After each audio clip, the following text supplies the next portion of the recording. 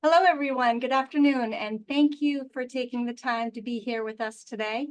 My name is Sherry Woodring, and I'm honored to be joined today with Alberto Scarani of MAGI Labs. As Hello. a producer of spectrometers, Alberto has a really great depth of knowledge of gem and diamond identification, and it's an honor to have you here today. So tell us a little bit more about yourself and MAGI Labs. Hi, Sherry, and thank you to inviting me here.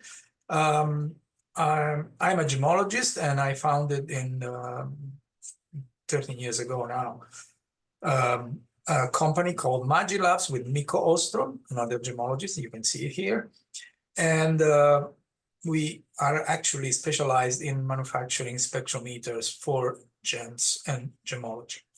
It was something that was not available before. I mean, you had to purchase a generic material, but now this kind of instrumentation is available for gemology with the software dedicated for gemology. Since 2 years, I opened the United States branch here in Houston. I'm talking to you from Houston right now, and but still the manufacturing is remain in Finland. So actually, we are Europe and United States right now. And that's it. I'm happy to be here to be useful in some way. Here there are some of our products. On the left, you see the XI, which is probably more interesting for you, which has been developed for differentiating natural from synthetic diamonds. That in the center you have the FTIR, on the left the Raman, and we have even UV Wisner and other instrumentation for gemology. Thank you, Alberto. Yeah, we are using all these instruments, all of your instruments in our lab for many years now, and really a lot of great technology in them. So thank you for being here. For those of you not too familiar with GCAL, let me give you a little bit of background. GCAL was established in 2000 in New York by Don and Pam Palmieri with the mission of providing accurate, guaranteed diamond grading certificates. In 2008, we became an ISO accredited laboratory. We're one of the few gemological labs in the world to hold this prestigious accreditation. And in May last year, we partnered with Serene Technologies. They're a leader in diamond manufacturing equipment and technology, and together we formed GCAL by Serene.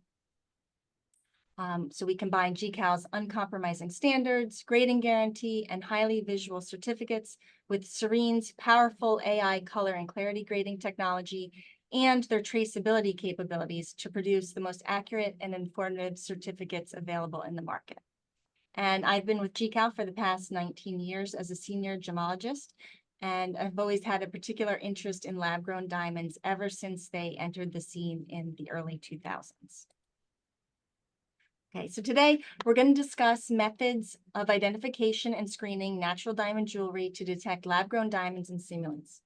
Unfortunately, there's not really one single tool that can identify every type of diamond and simulant. Often you'll have to use more than one instrument. It's a really broad topic, and we could easily talk about this for several days, but we're going to give you as much as we can in 1 hour today. Everything we're talking about applies only to the D to K color range, because identification of lower colors, especially fancy colors, is an entirely different topic. So just keep that in mind. So today we're going to start by discussing practical techniques that you should examine every item, and then move on to different instruments, what you should look for when you're selecting your instruments. And then we're going to talk about standard screening tests and advanced tests. In the second half of the hour, we're going to walk through some identification scenarios, and we will definitely leave time at the end for Q&A. So please feel free, submit your questions in the Q&A box at any time. And if you have to step out, if we go over, we're going to send out a recording of this webinar too. So let's start. This seems basic, but initial visual inspection is so important and can reveal so much about a piece. You may not always be able to tell if it's a natural or lab-grown diamond just by looking at it, but sometimes you can. And actually, very often you can distinguish simulants just by visual observation. So when setting up a testing protocol in your appraisal lab or in your retail store, you want to always make sure your employees and you start with the basics. Is the stone inscribed? Most stones over 1 carat are inscribed these days. And if it's inscribed lab grown, it's very unlikely to be a natural diamond. It could be a simulant, and that's what you need to look for next. So if you see smooth girdles, rounded facet junctions, these are very strong indicators of simulants and not diamond. You always want to examine the luster. If it's an adamantine luster, if you have sharp facet junctions, those are good indicators that you're looking at a diamond. You can look at chips and fractures and scratches and distinguish based on this. So the other thing you always want to check for is look at the stone at an angle and check for doubling of facet junctions, which is the quickest way to identify a moissanite. Inclusions sometimes can tell you clues if you have the inclusions. For example, a metallic pill-shaped inclusion like this photograph is very likely an HPHT grown diamond. If you see naturals or trigons on opposite sides of a pavilion girdle, you probably have a natural diamond. So there are clues like that that you should always look for. Another technique that we're going to talk about today is looking for birefringent strain, and we're going to talk about what you can see, visual observation of fluorescence. This is an example of a diamond ring with a halo. There's diamonds underneath the gallery, like in this position, and visual observation is really so important because in this example, you can see we have 1 CZ. And this is most easily identified when it's a small stone like this, just by looking at the stone. And you can see it's got rounded facet junctions. It's got a smooth girdle. It doesn't look like a diamond. So it's worth practicing to get good at looking at every stone. So another technique that we feel is really important is learning how to look at strain birefringence patterns using cross-polarized filters. Okay, this is an affordable test. It only requires 2 linear polarizing filters that you could buy for like a camera lens off Amazon. You attach them to your microscope, and then you just need a little bit of practice. By crossing the 2 filters and then examining the diamond between them in transmitted light, you'll be able to see anomalous double refraction. It's caused by deformations and dislocations, growth sector boundaries in the diamond, and this strain pattern is often very helpful. It's not going to give you 100% identification, but it acts as a great additional piece of information in the puzzle and can strengthen your identification conclusions. So let's look at a couple examples. HPHT grown diamonds using this method generally have no strain pattern at all, like this stone on the left. You see, you turn the stone in several directions, it has no strain. Whereas CVD diamonds usually have a very strong pattern. We call this cross-hatched or tatami, or you could say that it's like columns in there, the layering of the growth of the CVD. And then natural diamonds have a big variety of patterns. The most common that we see is kind of a smudgy, gray-blue, smoky type of a pattern, a little irregular and non-distinct. But diamonds can also have a tatami crossed, natural diamonds could have a tatami crossed-hatch type of a pattern. They could have colorful, iridescent type patterns, interference colors that could look like an oil slick. Or like this one on the right, again, it's kind of a smoky, smudgy, gray-blue pattern, and that's a good indicator of a natural diamond. This is really one of the fastest ways. If you know you have a lab-grown diamond, but you don't know if it's CVD or HPHT, this is a really fast and effective way to separate out the 2 types of lab-grown diamonds. So if you're interested in this technique and you want to know more about it, it's not for everybody. If you're interested after the Q&A today, stay tuned, and I have a few more slides specifically about this technique and how you can use it. So now let's go on to the visual observation that you see using ultraviolet light. Every store appraisal office, you should have a good light like one of these, a dark dark box. So these lights usually have two switches, a long wave light somewhere around 365 nanometer and a short wave light around 254. And this is a fast, easy test that you should get in the habit of checking every item.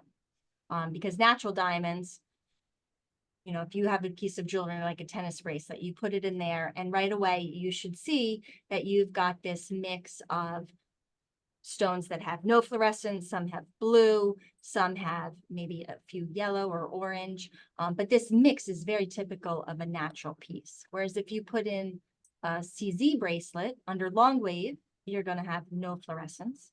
And under short wave, almost always you're going to have a stronger yellowish type of fluorescence. You can also identify synthetic spinel and glass very quickly. They will usually have a much stronger short wave reaction than diamonds. So it's a good test to get in the habit of doing.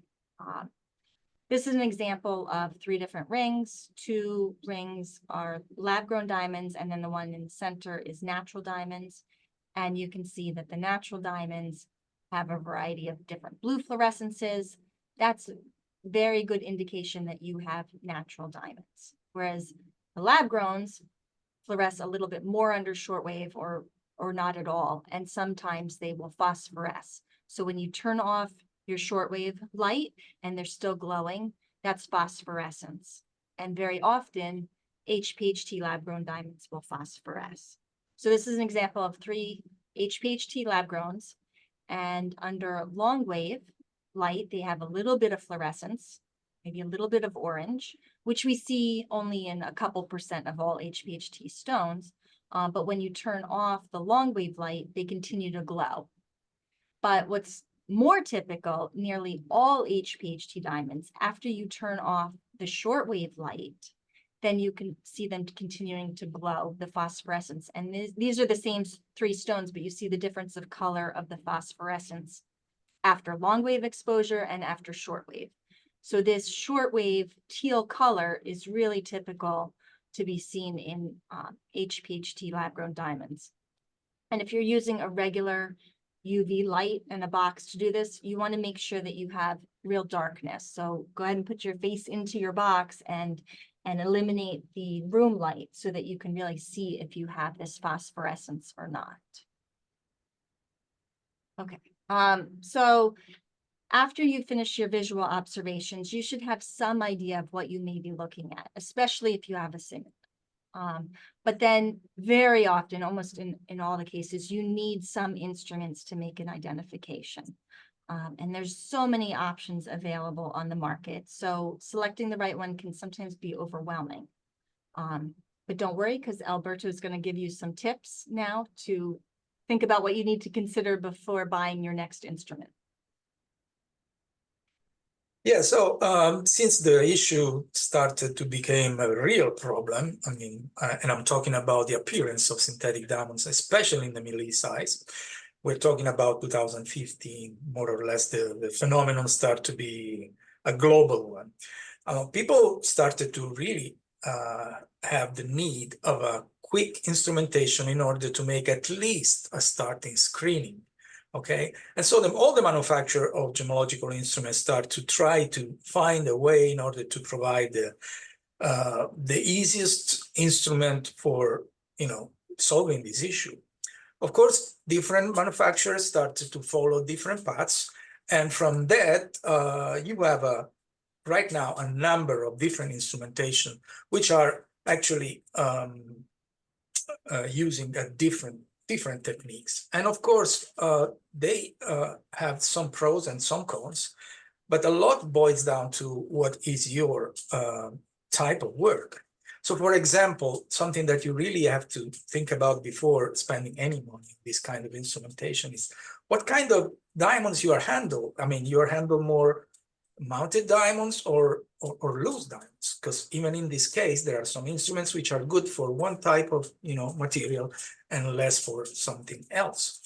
What is the volume of diamond that you're handling, or what is your skill level? So what kind of instrumentation you could benefit more from, maybe an instrumentation specifically made for someone who doesn't have any kind of gemological knowledge. And there are even some other instrumentation which actually require some kind of small expertise. What kind of results you want to have? And for example, do you need this instrument to be with you, around outside your office? I'm thinking about appraisers that, sometimes have to work outside your office. So, and of course, the budget issue.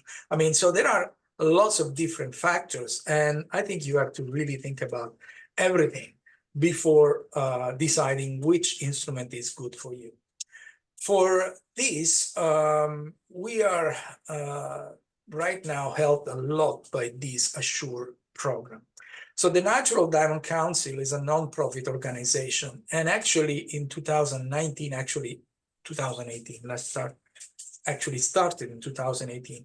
They set up a program which is called the Assure program in order to test all the instruments, or more or less all the instruments, all the instruments that wanted to be part of this program, in order to provide to the clients, to the users, a real comparative test from an organization which is actually not biased, so it's a completely independent one. And so the Assure 1.0 program was launched in 2019, and it was a serious protocol which required the manufacturer to send the machine, depending if the manufacturer was more in the Europe area or United States area.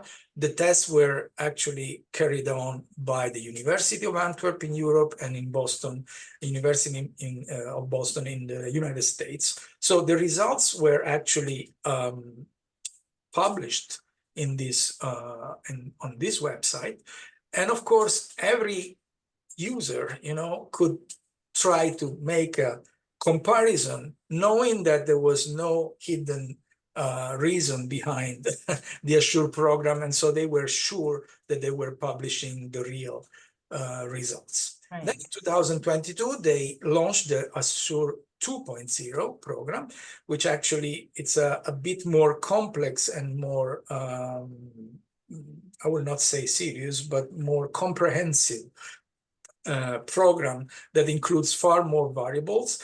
And currently they are only at 10 instruments tested. Among them, there is our product, which is called EXA. And then with the Assure program, kind of explain what the results are. Like, what are they showing? What they are showing, actually, it's I think one of the most important aspect is the diamond false positive rate. So this rate actually explains how many synthetic diamonds the instrument have been passed as natural. And of course, as you can understand, the most important one, the optimal diamond false positive rate is 0. So you really don't want any synthetic diamond to end up in the basket of the natural one. Then you have the diamond refeller rate. As Sherry mentioned before, there is not a single technique based instrumentation that can make a 100% differentiation between natural and synthetic diamonds. There will be always a small percentage of diamonds, more or less big. Of course, the more the instrument is precise, the smaller is this referral rate, but there will be always a small percentage of this material, especially in the natural one, which will have features that make the task inconclusive, until they will be referred by the instrumentation. And that means that you will have to use different techniques in order to find out if the stone is natural or synthetic.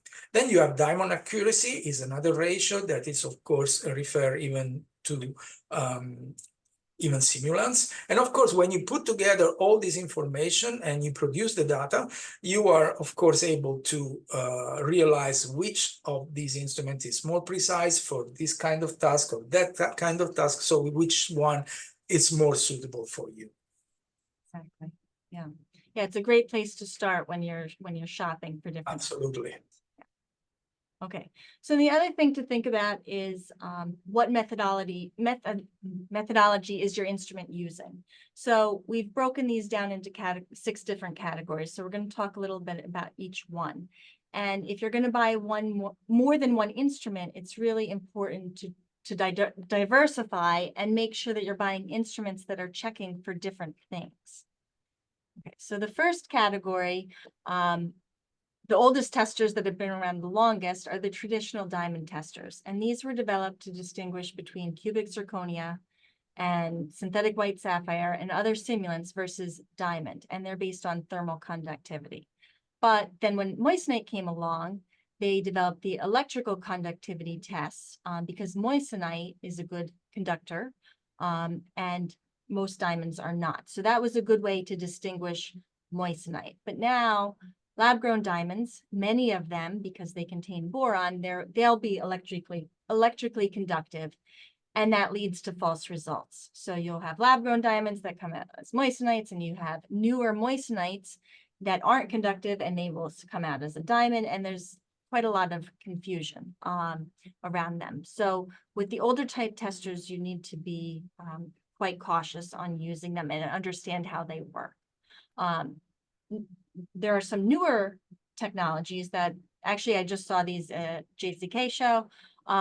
These dual testers, they're based on thermal conductivity plus an optical UV reflectivity. It's a little bit proprietary of how each one works, but it gets rid of that confusion of the electrical conductivity and moissanites coming out as diamonds and diamonds coming out as moissanites.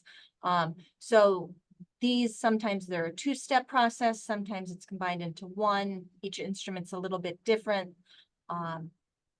And they hold promise as a great new type of a diamond tester. You have to use them correctly.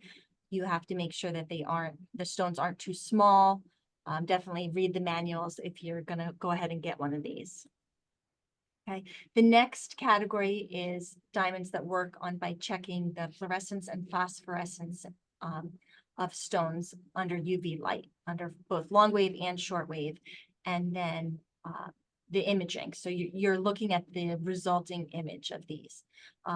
They're widely available in various sizes, price ranges. They're really excellent at quickly screening large quantities of jewelry, especially for detecting HPHT lab-grown diamonds, which have a lot of phosphorescence. In the last few years, manufacturers have made a lot of significant advancements in the user interfaces, in the type of lighting and filters and their algorithms, and they've come a long way in just a few years in their accuracy. So it's very effective if you're testing quantities of jewelry. You definitely want to consider getting some kind of a UV fluorescence phosphorescence type of an instrument. So in our lab, if you are testing these, make sure that you always have your ring that the stones face the light at some point. So you can use a rotating mandrel.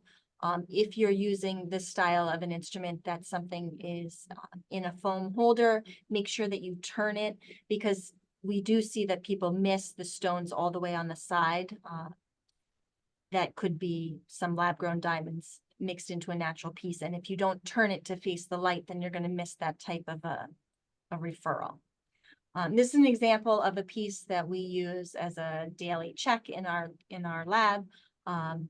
If you're buying testing instruments, you should have some samples on hand that you know what they are, so you know the results that you can expect every day. So this shows the results. Actually, these are the results in the Huda instrument, which are quite good. So you see they have a results picture, they have a colored image picture, a glowing or phosphorescence, and then the fluorescence of long wave.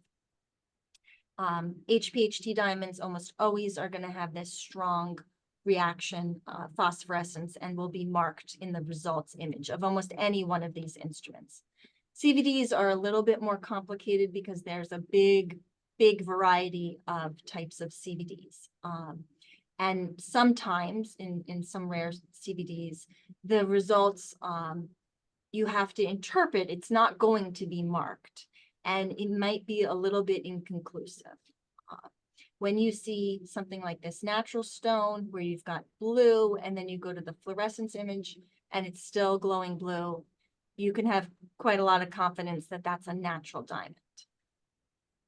These type of instruments, when you get to simulants, it also gets a little bit tricky, which is why you need that first step of visual observation. Because moissanites, they're very dark in these instruments, but CZs and synthetic white sapphires can be misidentified pretty easily using this instrument. So it's always good to have several layers of identification. Okay, so the next type of instrument are these diamond type screening instruments. These check for UV transparency or absorption. They separate type 2 diamonds versus type 1A, which is 90%, 95% of natural diamonds are type 1A. Most lab grown diamonds are type 2. These devices, they're small, they're portable, they're very affordable, and they're complementary to other techniques because they're testing for something a little bit different.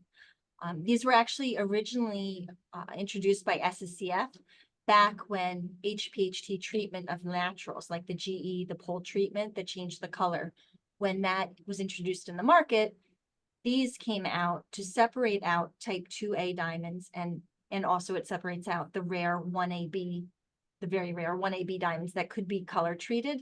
So this type of device, out of all the ones we're talking about today, this is really the only screening type device that can sort out natural diamonds that have been HPHT treated, color treated.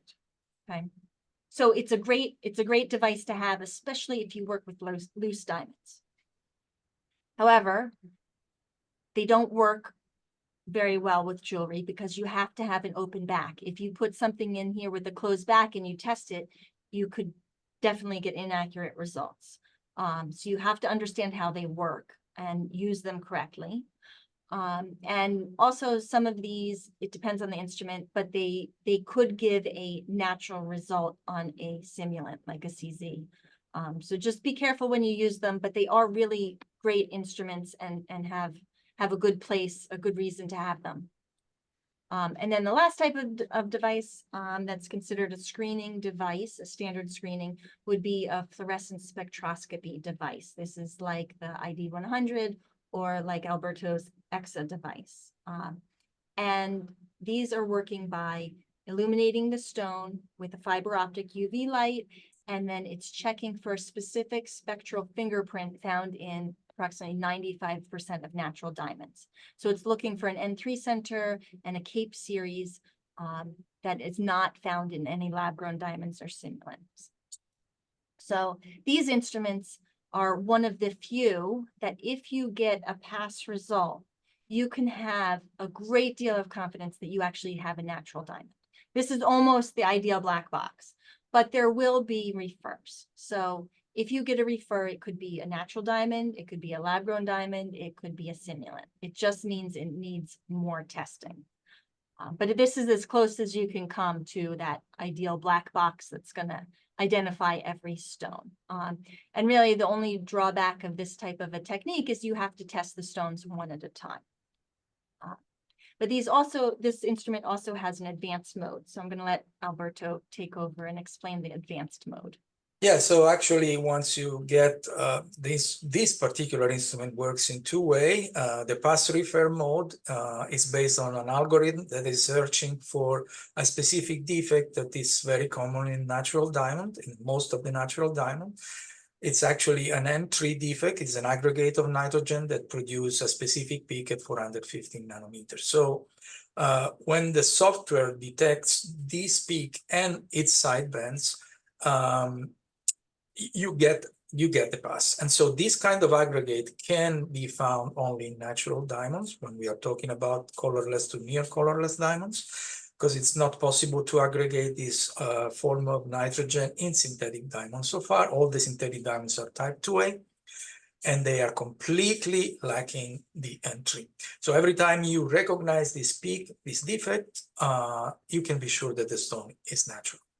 Then if you get the refer, because it's not easily to find this peak, if you get the refer, you can actually still open the advanced mode as we are looking on this screen on this slide right now.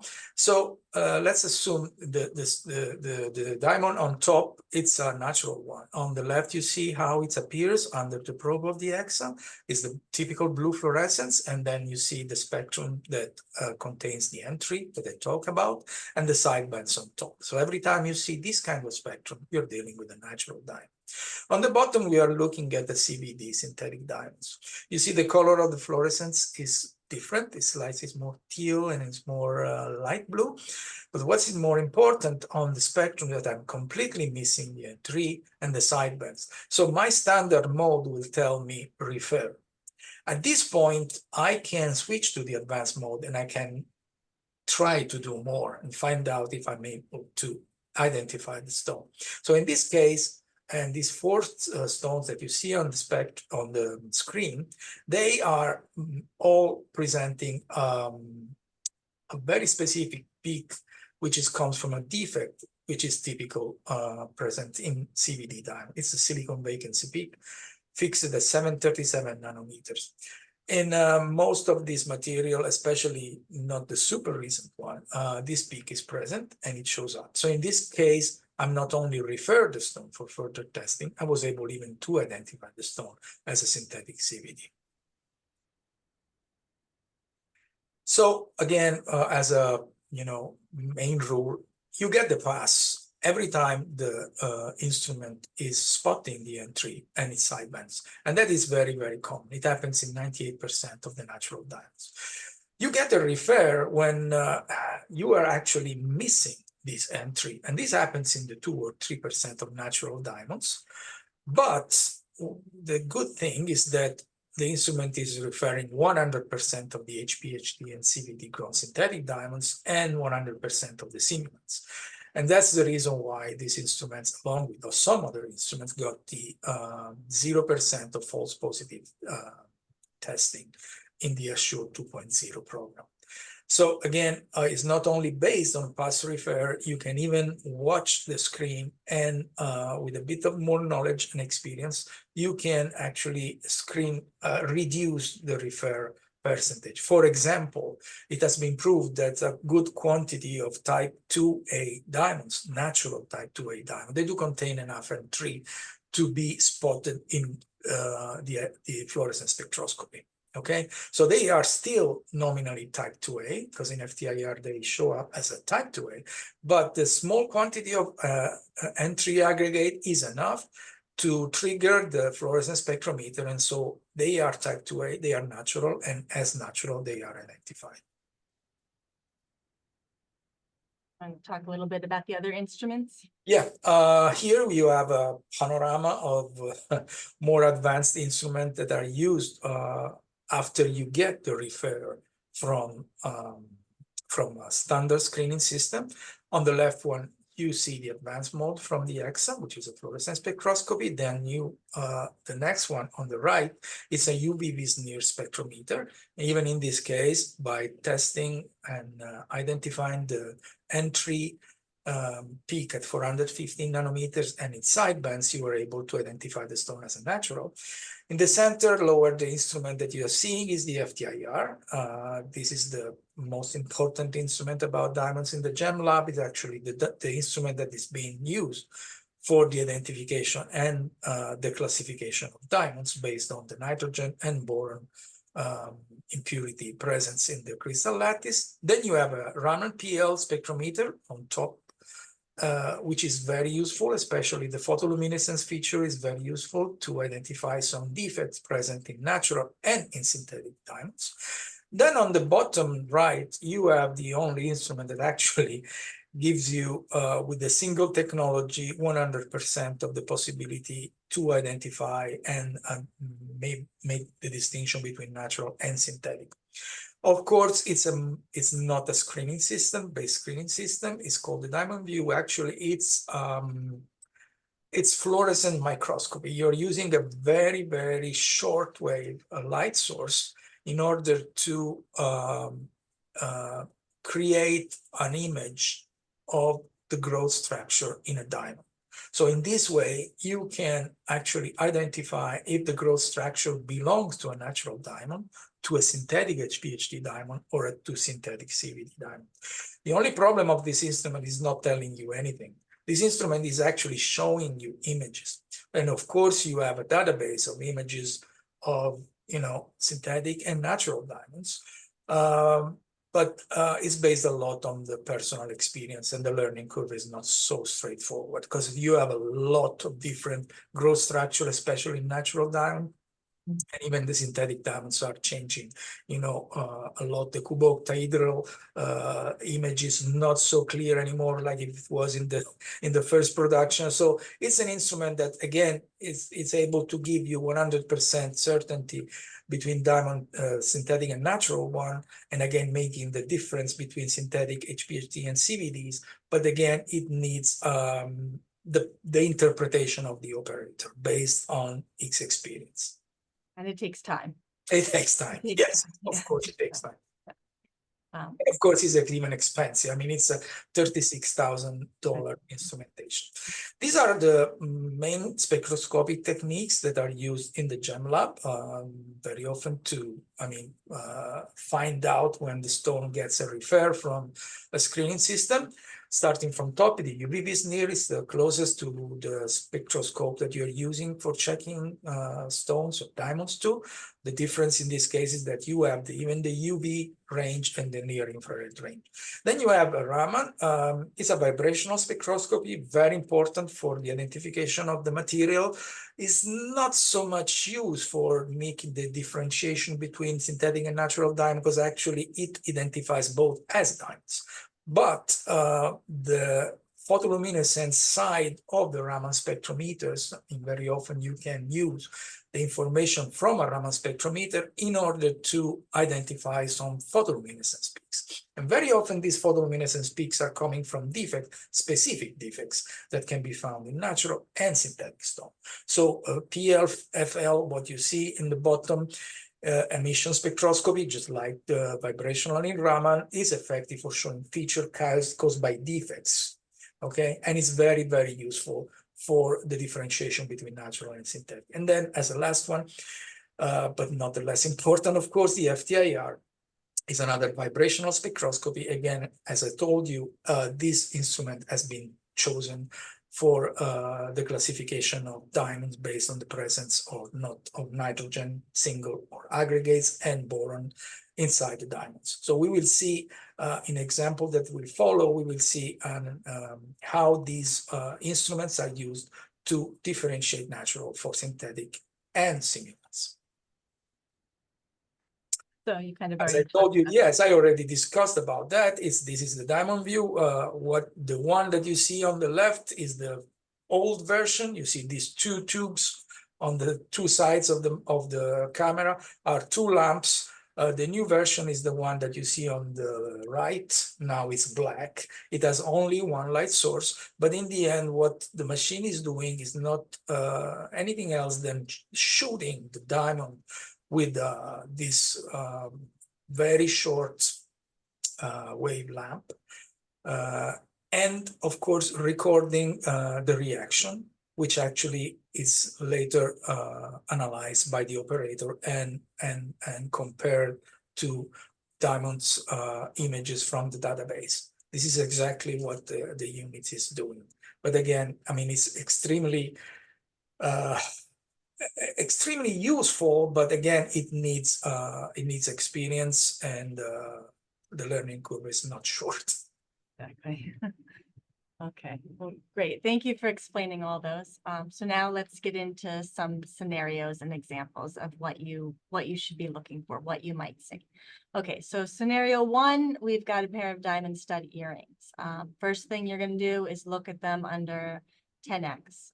You're looking for inscriptions, you're looking at the girdle, you're looking for the luster. Are there sharp facet junctions? You want to take a look at the clarity. So in this case, we see it's a high clarity. It looks like a diamond and not a simulant. It even has a couple naturals on it at 90 degrees from each other. So you could think, okay, this might be a natural diamond. Then you look at it under UV fluorescence. And under long wave, one of the earrings is fluorescing blue. The other one, maybe you're not sure, it's a very faint color, faint blue or green. When you turn it to shortwave light, you see that the fluorescence is less, maybe it's a little bit yellowish or none. And then when you turn the light off completely, you see no phosphorescence. This is a good sign that you have, at least the blue one, that you have a natural diamond. So then you go and you look under cross pole filters and you see this kind of a smudgy gray irregular pattern. That's another indicator that these are probably natural diamonds. So then if you go to any of your instruments under a UV screening type of an instrument, you're going to see they should look blue. And you should always look then at the fluorescence picture and the phosphorescence picture provided by that instrument. So in the fluorescence, one of the earrings is blue, has no phosphorescence. If you're using some type of a diamond tester, you should get a diamond result. And of course, if you're using something like the EXA or the ID 100, you're going to get a pass, and you really could have started there in this case. And this is what it looks like in the advanced test. Yeah, you have this image divided in four. What you are looking here, it's a different spectra to taken with the four different techniques that I showed and then described to you before. Let's start from the top left. This is a very common 1AAB diamond. So in the Raman spectrum, there's not so much to see. This peak belongs to diamond, but it doesn't. It's not different from what you get from a synthetic diamond, so lab-grown diamond. So in this case, Raman is not very, useful for make the differentiation between natural and synthetic. Just move on the bottom and you have the UV vicinity. In this case, everything starts changing. On the left of the spectrum, you see the most important peak, which actually tells us that the diamond is natural, is the entry at 415 nanometers.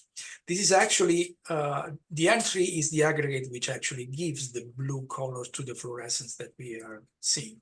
And then at this point, we are moving on the right side of the image on the bottom, and you see the fluorescence spectroscopy spectrum of this stone. Again, you see the entry and these sidebands that are actually resonance of this entry peak. So when you see something like that in fluorescence spectroscopy, and again, this blue color of the fluorescence, you are sure that the diamond is natural.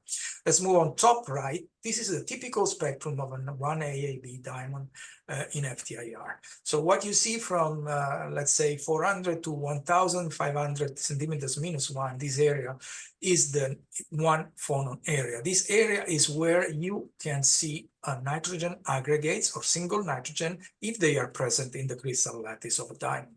So in this case, you have A aggregates, you have B aggregates, the P stands for platelets. But again, this is a diamond which contains all the aggregates that are typical of diamonds. You have even a bit of a hydrogen. So when you see this kind of spectrum in FTIR, you're absolutely sure that you're dealing with a natural diamond. Great. Okay, so then our second scenario, you've got a solitaire ring. You look at it first in the microscope, check, make sure you don't have a simulant. So it's great. You've got sharp facet junctions, faceted girdle. It's not inscribed. There's no inclusion. So then you move on to your next test. And under long wave, short wave, phosphorescence, there's no reaction. It's completely inert. When you look at it through cross pole filters, you see a strong crosshatch type of a pattern. It's gray-blue. It's quite distinct and obvious. So now you're thinking, okay, this is a diamond. Maybe it's natural, maybe it's lab grown. So you go to your next instruments and you see if you're using a UV screening instrument, depending on which instrument you're using, very often CVD could come up as a pink color or green color with no fluorescence. And sometimes CVD has phosphorescence, sometimes it doesn't. But this is a really typical look of a CVD diamond here. And in your diamond testers, you should get a result that says something CVD, HBHT type 2, and this will definitely be referred by fluorescence spectroscopy. So then in the advanced test, what do we see? Yes, what you are seeing right now, starting again from top left, you see the Raman peak. Okay, you have three spectra here, the red one and the two greens.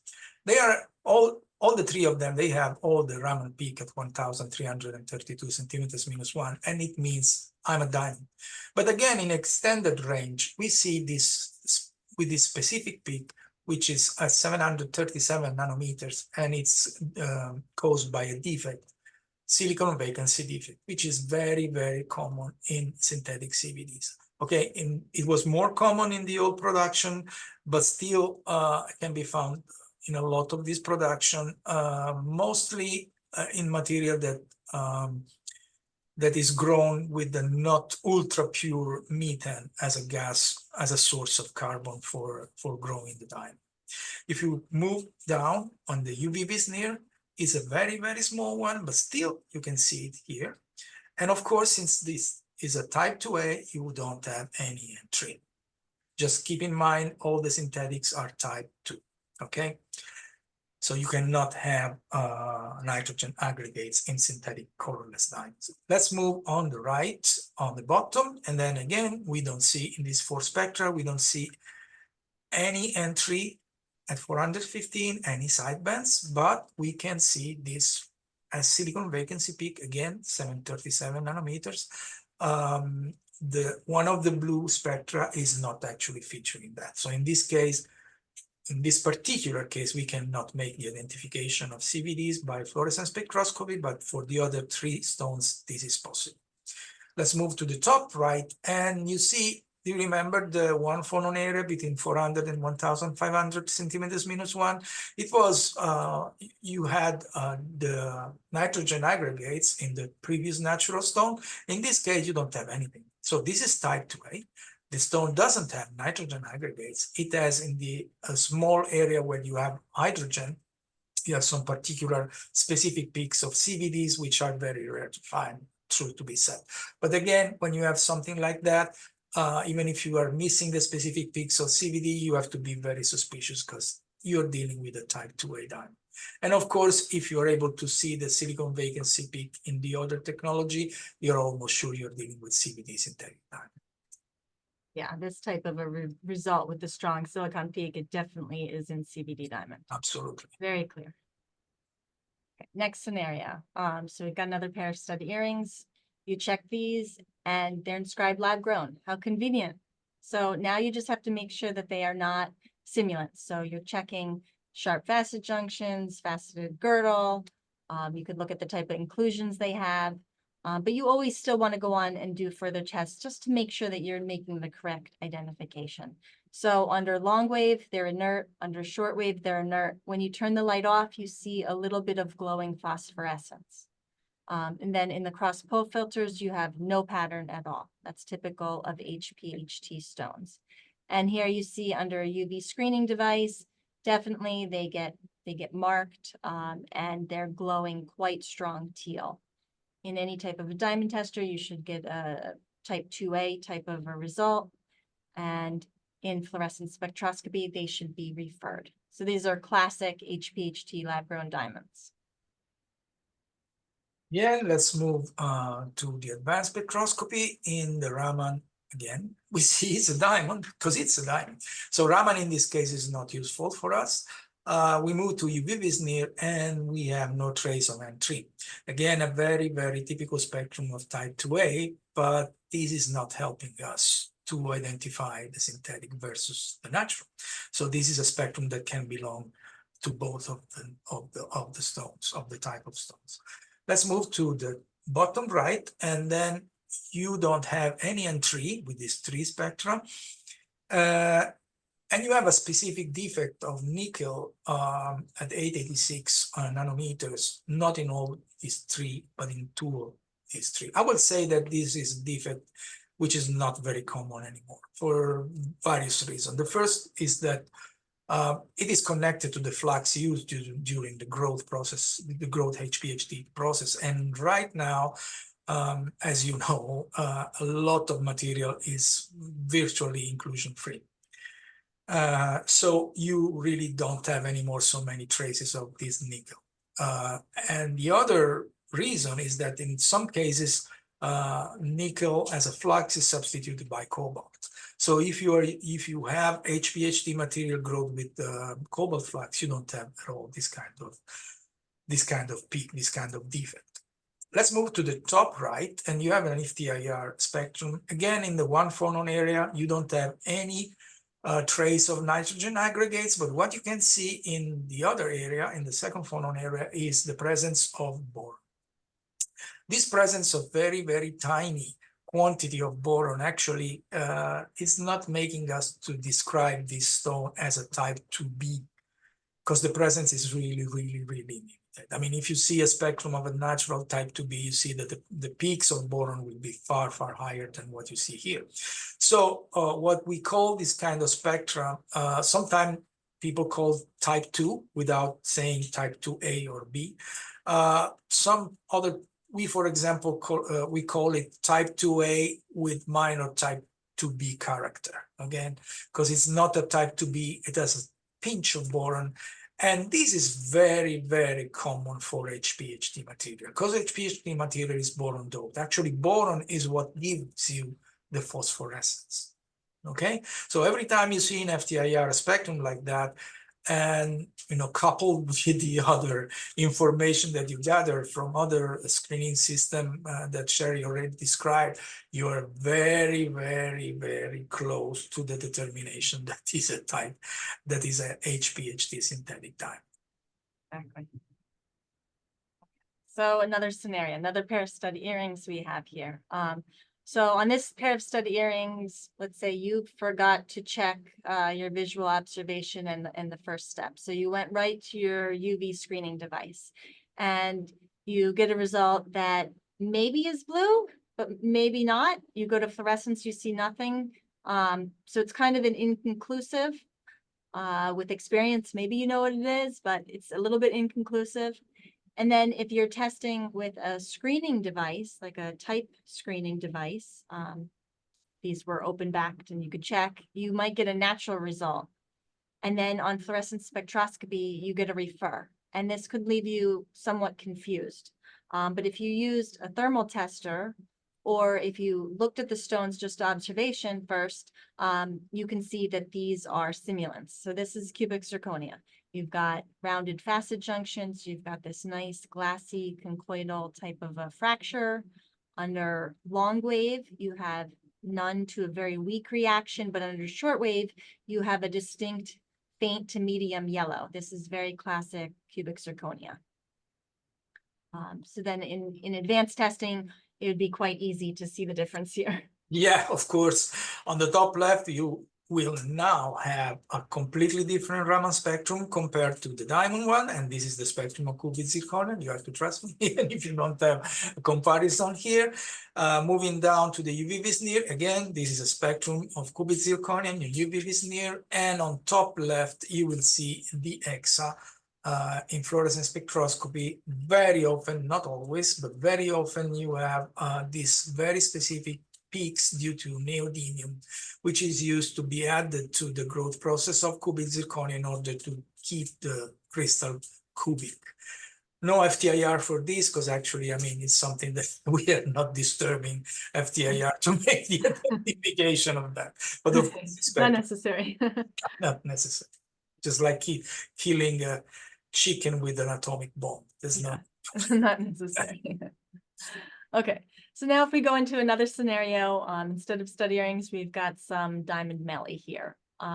So in this case, you still have to do your magnification, check, make sure that you're dealing with diamonds. When you have a lot of melly, very often you can get some kind of a feeling just based on the inclusions. If you have SI to I1 clarity, you may have a good feeling overall of what kind of a piece of jewelry you're looking at just by examining it. Then you check your fluorescence. You've got this nice mix of blues. Maybe you have one or two that are yellow. You turn off your long wave, you look under short wave and you see a weaker reaction. Maybe it's a lot more yellows.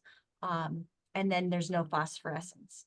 The other thing you should look when you're doing it this way is that whatever is fluorescing strong under long wave, when you turn it to short wave, those same stones are probably the ones that are fluorescing strong. So it's generally correlated. The strong fluoresces in long wave are also the strong fluorescing in short wave, but maybe a little bit less. Okay, so then you can go to your different types of testing instruments. The UV image screening works great for jewelry like this. If it had any HPHT lab growns, they would pop right out. And nearly all CVDs would be obvious too, depending on the type of CVD and the instrument that you're using. Maybe you'd have one or two inconclusives, but in this case, it would be an easy reaction to say it's diamond. You could go on to check with your fluorescence spectroscopy or a thermal tester, and you would also get diamonds here. So this would be a nice, easy piece, a good day. We don't need to do advanced testing on this one, so we're just going to do next scenario. Again, you're checking melee in a ring. Lots of little stones. You look at it, you see the same thing that you've got. You know they're diamonds. They've got jagged, stepped chips on them. You've got bruted girdles, faceted girdles, sharp junctions. You've got a mix of blues under your long wave light. Short wave is less, and then no phosphorescence. Then you go to your screening. And in this case, mostly it's blues, but there's definitely a couple stones that are not conclusive, that you're not sure. Could it be that it's none? Could it be a simulant? Is it a diamond? So in this case, then what you should do is go to the testers that you're going to test each individual stone. So whether you're going to use this spectroscopy or the thermal optical tester, you go and you look specifically at the ones that were inconclusive in the other tests. And that's the best procedure to kind of work through an item like this. If you get a pass result, then you're good. Okay. So now in another scenario, let's say you know that you have diamonds, they're not simulants, you checked that already. In the long wave, you've got some yellow, maybe faint yellow. Short wave is none, but it's very little fluorescence. In your cross pole filters, you see this irregular, colorful type of a pattern. That's a good sign for diamonds. But you're not convinced yet. You don't know quite what you have. So in your UV image screening, one of the stones is blue. That looks great. The other stone, you're still not sure. Is it blue? Is it not? So check with your other screening devices. If in this case, maybe the one that is a little bit yellowish gave you a refer, then maybe you need to check a little further. If you looked at a stone like that has yellow fluorescence, and then you were able to go into like an advanced mode in the EXA, you would be able to make a firm identification of this stone. Yeah, this is again another example. Okay, this is a very peculiar stone. It's a 1AB and extremely rare. Again, in Raman, you don't have any, clue different from saying, hello, I'm a diamond. And in UV near, you don't have entry. So again, you're a bit in trouble. You know, it's natural, it's synthetic. But if you move to the bottom right and you see the fluorescence spectroscopy, yeah, this spectrum is dominated by this huge band, which actually gives the color of this fluorescence. But still, you see on the left a tiny, tiny, tiny entry. So every time you see something like that, you are absolutely sure you're dealing with a natural diamond. In this case, probably the band was able to fool the algorithm of the pass refer system. So you have to rely on your eyes. And of course, you have a cursor that you can put it on top and reveal you that you're dealing exactly with the 415 and its sidebands. If you see on top right, you see again, in the one phonon area, you have plenty of nitrogen aggregates, but in this case are only B aggregates. Okay, so you are dealing with a natural diamond. Something else that sometimes it happens that we didn't put here is when you have a greenish yellow fluorescence, and in the melee, you can have even 5–6% of this material. So when you have this fluorescence, this really strong fluorescence, sometimes, very often you are dealing with type 1AA. The A aggregate, you don't have actually B aggregate in this material. The A aggregates are able to quench the fluorescence coming from the entry. So in this case, when you have this kind of material, very often the automated system and the algorithm are referring the stone since they are not able to find the entry. But again, if you know how the spectrum is, if you're working advanced mode, and you know what to look for, you will identify this material as natural, even without identifying the entry, because the spectrum of this material is so precise for diamonds that it's definitely something that you can learn, when you're dealing with the advancement. Yeah, those are kind of the stones that give people some problems because Yeah. they're inconclusive on one device, another device they're being referred. So Yeah. this is like 5% maybe of the 1A Melly. If Yes. you have it loose, this would be a great type of a stone that you could put on the screening UV transparency. You would probably get a result as natural. Absolutely. Or look in the advanced mode in EXA. Those are some solutions for these difficult type stones. Also the cross pole filter technique, you could get a good indication of having a natural diamond through that technique. So there's several different ways to handle some of these more complicated refers. So another scenario, we've got diamonds, we've got a pair of studs and they have sharp facet junctions, but the girdles are polished. And then you look into the stone at an angle, you look through the bezel, through the crown, and you see doubling of the pavilion facet junctions, the culet, you see long needles. Right away, you should be thinking that these are moissanite. In many cases, you wouldn't need to do any other test. You see this strong doubling. It's very distinctive moissanite. If you look at these under fluorescence, you'll see that they have no reaction, no pattern if you were to go to cross pole filters. Under a UV screening device, they should also have no reaction. Some of your diamond testers would give you a moissanite. It depends on the device, so you'd have to read the instructions. Each device is a little different. And then in fluorescent spectroscopy, you should get a refer. These are easy, should be no problem. Again, with advanced, Yeah. simple. I really doubt that You don't need moissanite advanced. regularly lands on the desk of the advanced spectroscopy. But again, if it happens, you will see that the Raman spectrum, of course, of moissanite is completely different from the diamond one. You don't have any conclusive spectrum in UV Visnir. You have basically transmission starting from 420 and up and total absorption below. And then in X again, since the moissanite is not reacting at all to long wave, you actually don't have any real spectrum. What you're seeing here is only artifacts. You don't have any reaction at all. So yeah, that's it. I mean, but I really doubt that this material ends up on the desk of advanced spectroscopy. Okay, so next scenario, you're checking some Melly, this halo on a sapphire.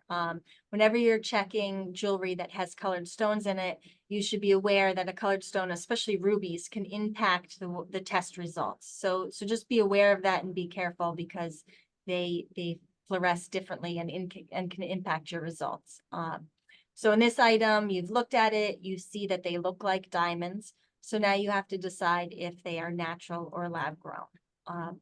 So you put it into your UV type screening device and you end up with one stone that is glowing orange. So this is very suspicious that this could be a CVD diamond. You take it out, you can now test that one particular stone with one of your other devices and you should get a refer or it should come out as type 2A or CVD HPHC depending on your type of device.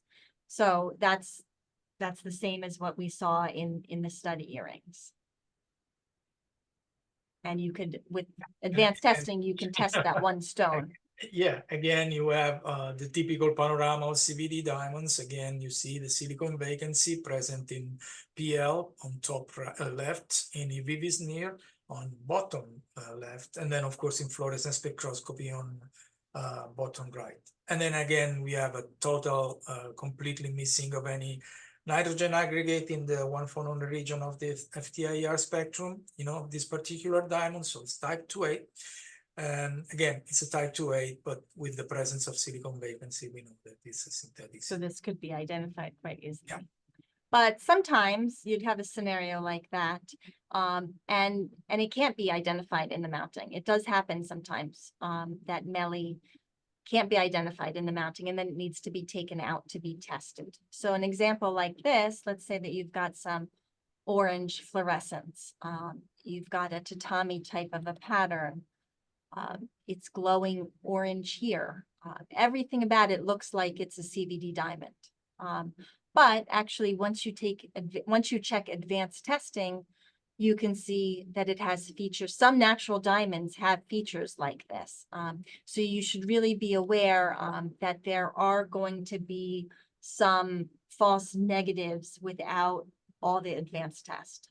It happens occasionally. Like, for example, this is the famous Hope Diamond.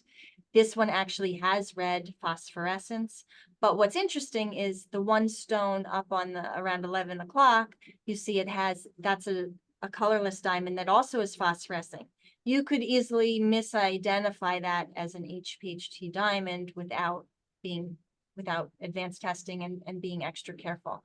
So we have had plenty of situations in the lab where retailers maybe have sent us a piece that they found a lab grown diamond, and then the vendor swore up and down that it's not lab grown. And so they end up sending to us. And in half the cases, it does turn out to be a natural diamond, but it required that advanced level testing. So just be aware that there is a few percent of these stones, especially like in the UV imaging devices, that could give you a false negative. So it works well, but you do need to be a little bit careful of those. Okay. So whenever you're doing your tests, it's always better to use more than one instrument and put your pieces together, all your results, all the clues, put them together like a puzzle and make sure that it makes sense. And when you're in doubt, you can send it to a lab. So that's what we have for today. We appreciate everyone for being here. So let's take a look at what we have in our questions and answers.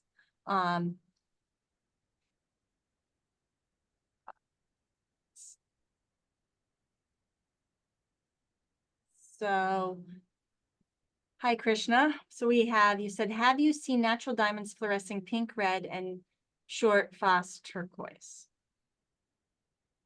Fluorescing red with short turquoise. We Pink. definitely have seen diamonds that are fluorescing red or pink. I don't know that their phos is turquoise very often.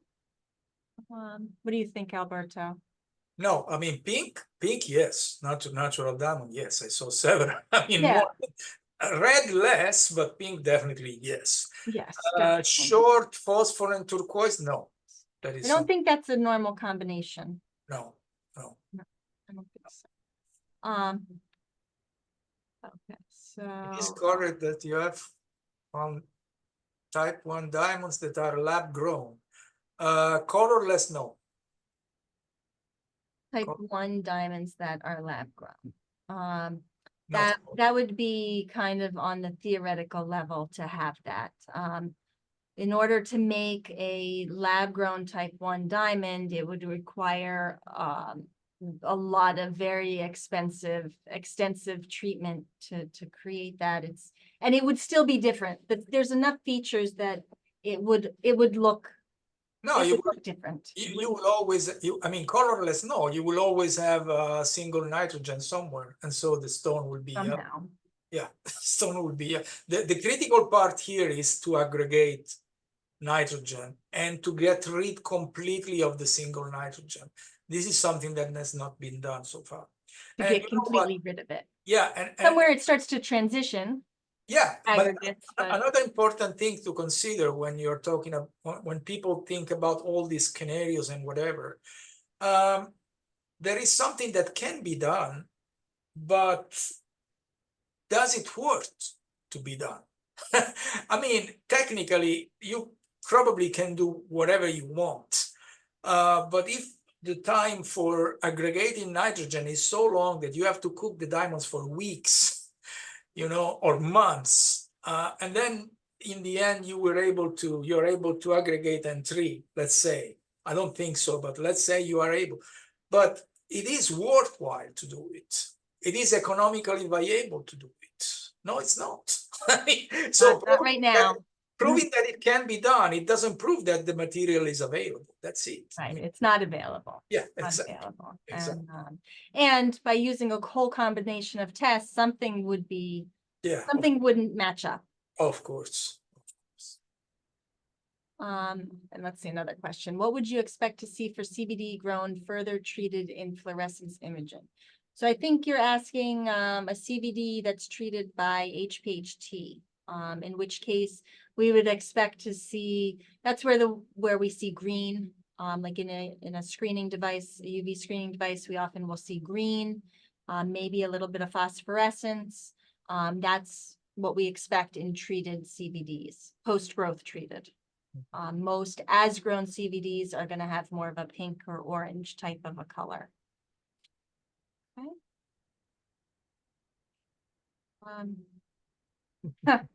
Okay, so what is your dream team of screening and testing tools? Well, I mean, depends how much money you have. yeah, Depends on the budget. ideally, it would be great to have one sample for every technique. So one system based on shortwave transparency, one system based to, fluorescence imaging, one system based on UV Vis-Nir, one system based on fluorescence spectroscopy. Of course, if you have all this stuff, in the end, you made it. But it starts to be kind of expensive and time consuming too. It Time depends. consuming, yeah. It really depends what you're dealing. There are clients or people who are saying, okay, I'm dealing only with big stones, but I want to be sure. In that case, probably it's worthwhile to invest time and money in more than 1 or 2 or 3 screening systems if you are not able to send the stone to a lab. And then there are other people who say, okay, I'm dealing only with mounted goods and I have to test thousands and thousands of stones at the same time. What do you suggest me? Definitely the devices that are able to test one by one, you can even not exclude them, but put them in the second row after you get the ones who are dealing with the fluorescence imaging. It really depends what your work is, what kind of resources you have, not only economic resource, but even time resource, because it takes time anyway. Okay, so now we've got another question here. If virtually all lab grown are type 2, then those machines that identify type 2, like Gemlogis Vista, would be sufficient. Of course. To an extent, that's true. However, there will be a 5% rate that is going to be referred, right? You're going to get natural 2As that are referred. And you also can't use that on jewelry. And there's limitations in size. So if you're doing melee, that doesn't work very well. If you're doing half carats and up and they're all faceted, yeah, those machines work great. That's perfect. I tell to many people who ask me advice, some people who say, you know what, I'm dealing occasionally only on big stones, and most of them are unmounted. The ones which are mounted are on solitaire, so they have an open back. I say, you know what, you fix your problem with $500. The shortwave transparency for these it's working. It's working nicely. It's working well, yeah. It's just that then you can definitely get a 2A result and it's natural. And then you don't know what it is. Yeah, right? you have to be natural or it could be lab grown. Yes, you have to be, okay, the thing is, you have to be prepared that all the natural type 2A, they will be screened out. And even the 1AB will be screened as synthetic, But here is the problem. What is your goal? If your goal is to be sure that you are not purchasing a synthetic for a natural by mistake or making a mistake of this kind of things, you can be even prepared to pass on some natural type 2A, okay? If you have a gem lab, no, it's not working like that. You need to be precise in what you're saying. So in that case, it's of course critical to know if the type 2 that you have is natural or synthetic. But if your goal is only to avoid to be cheated, that's fine. Even if you're passing on some natural type 2A, your goal is done. Right. Yeah. The other thing with those screeners is you have to know that you don't have a simulant, right? Because if you put a CZ, that could give you a natural result. Of course. You need to also be careful about that. Whereas like if you're using something like the EXA, if you get a pass, it's a natural diamond. And you don't have to worry about simulants. So you always have to keep that in mind too. Okay, so next one. So wonderful presentation. Thank you so much, Mariano. So how to identify treatment on diamonds? So I'm assuming you're talking about colorless diamonds. So in this case, you want to sort out the type 2As. You want to sort out the type 2As that, or 1ABs, the very, very rare 1ABs that could be color treated. And so some of the screening techniques are the same to identify, to screen for the treatment. Yes, exactly. So the thing is that you are getting rid of the risk of dealing with an HPHT treated natural diamond if you are excluding the type 2A from the material. So in that case, you are screening out the material. But at the moment, and of course you have to send, if for example, identify the stone as natural, and with the screening system, it comes out as type 2A. You know that you are dealing with a natural type 2A, but you're not sure if the stone has been treated or not. And usually the treated ones are very clean, very high in color. So this is something that only a big gem lab can do it. And it's probably at the moment, one of the most complex thing that gem lab has to do. In many cases, liquid nitrogen. Yeah, in many cases, extensive big labs are spectroscopy. unable to identify the treatment. It's not infrequent, but it happens that sometimes even big labs cannot identify the treatment.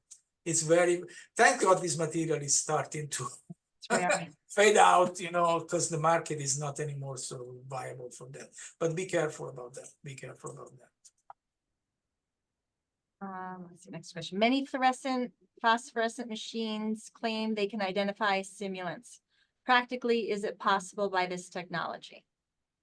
I think it depends on the instrument, and I think it requires a lot of interpretation. So if your entire day requires using that instrument and you have a lot of experience, yeah, maybe you can say that it looks different. But I think it requires experience to know that, and maybe not all simulants. For example, in the pendant that had several different kinds of things, the synthetic white sapphire often shows blue, which could be confusing in the results. So you have to kind of practice, try different things, and see how the instrument works for simulants. That's why you need to look at it first. Let's see. Do inexpensive type 2 screeners work for simulants? Nope. I think we already answered that. No, they don't.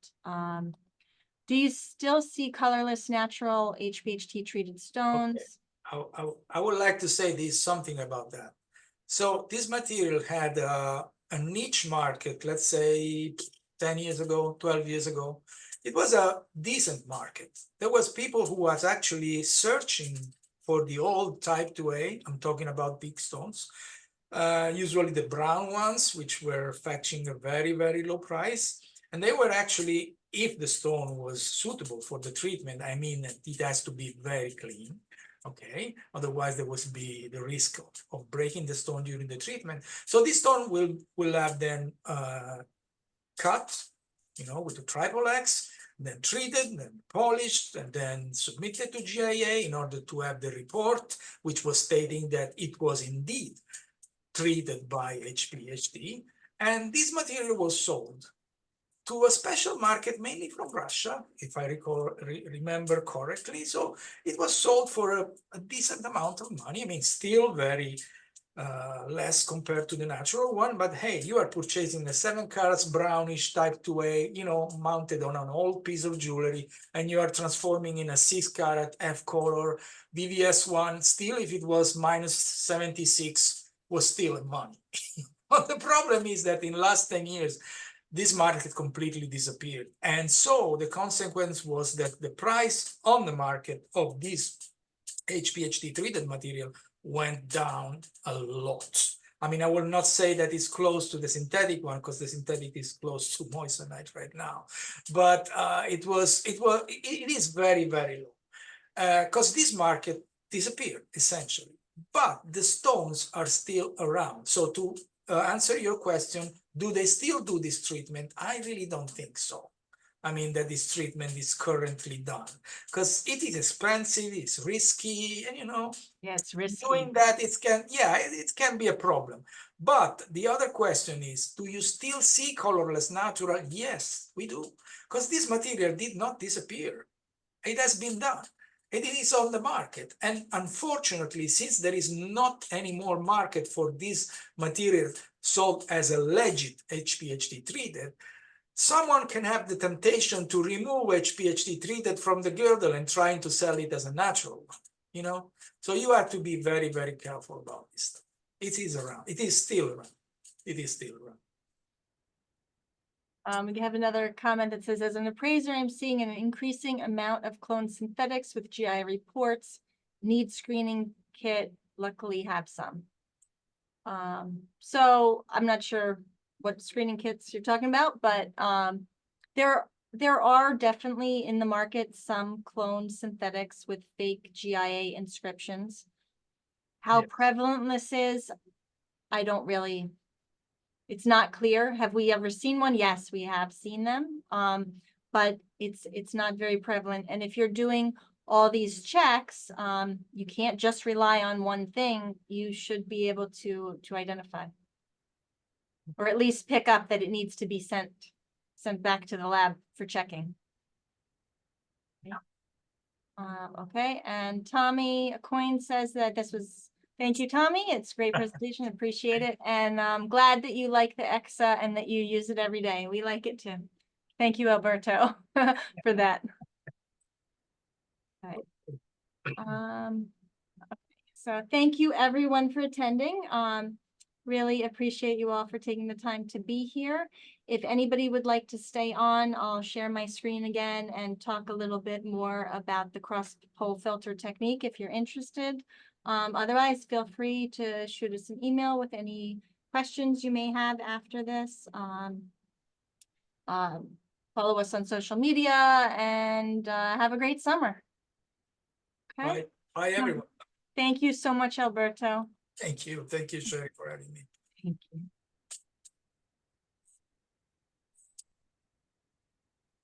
Can you see my screen?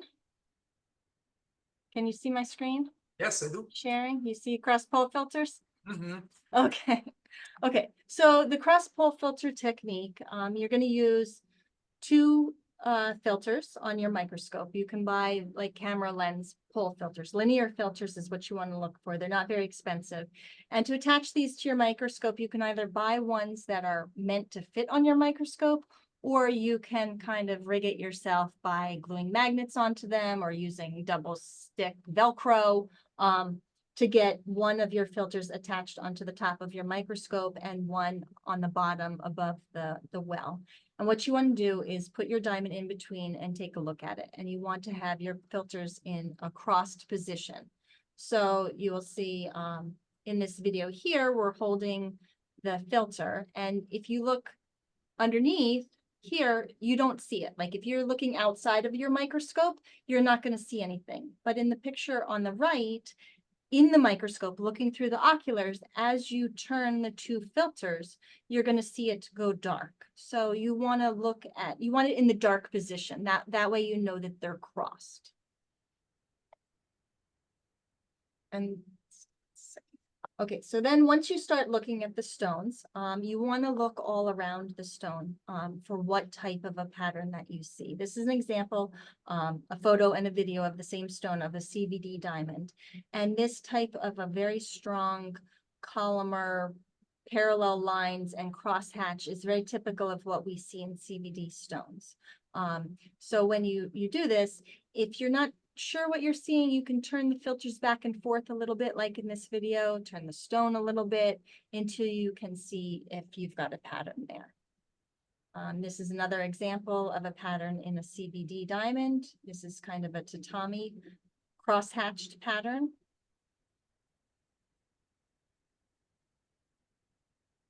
Whereas this stone is an HPHT grown stone. And here you can see there's no pattern. So it's very distinct between CVD and HPHT if you know that you're dealing with a lab-grown diamond and you want to know what the growth method was. Okay. Couple things to be cautious of. If your stone has a lot of inclusions, you want to ignore the strain around an inclusion, because even in an HPHT grown stone, you can have some interference colors and strain directly around the inclusion. So ignore any inclusion areas. And then in natural diamonds, we have a lot of different patterns. So in type 2A and 2B diamonds, we see a tatami pattern. Most of the time in a natural pattern, in a natural diamond, this pattern will be a lot finer and smoother than what we would see in a CVD. It's not quite as distinct. Like even this one on the right here, it has a little bit of interference colors with the tatami.